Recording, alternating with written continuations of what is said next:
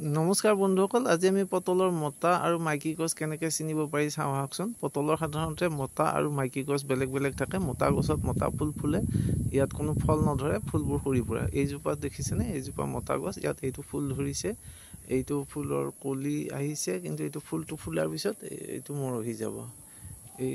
এয়া এনেকৈ ফুলটো সৰি পৰিব। ইয়াৰ পাতবিলাক সাধাৰণতে থুপুকা টাইপৰ হয় মতা গছৰ। কিন্তু মতা গছৰ এইকাৰণে প্ৰয়োজন যে মতা ফুলৰ পৰা পৰাগ সংযোগ হৈ মাইকী গছত পৰিব লাগিব। মাইকী গছৰ ফুলত যেতিয়া পৰাগ সংযোগ হ'ব তেতিয়াহে মাইকী গছৰ ফুলটোত ফল ধৰিব। এইজোপা চাওক, এইজোপা মাইকী গছ, ইয়াৰ পাতটো অলপ দীঘলীয়া হয়। ইয়াত ফল আৰু ফুল দুটাই ধৰিব। এয়া মাইকী গছৰ এইজোপা যদি আপুনি চায়, এইজোপা ইয়াতে আপুনি দেখিব এইটো ফলৰ কলি হয়।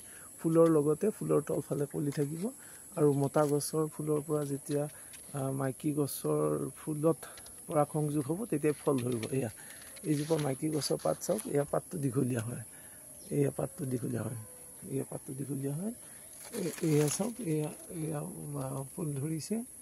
ফুলটো ওপৰৰ ফুলটো যেতিয়া মৰহি যাব, তলৰ ফলটো ডাঙৰ হৈ আহিব। গতিকে এইকাৰণে মতা আৰু মাইকী গছ দুজোপাই লাগে আপোনাৰ বাৰীখনত। এজোপা মতা গছ 10জোপা মাইকী গছৰ বিপৰীতে থাকিব লাগিব। ধন্যবাদ।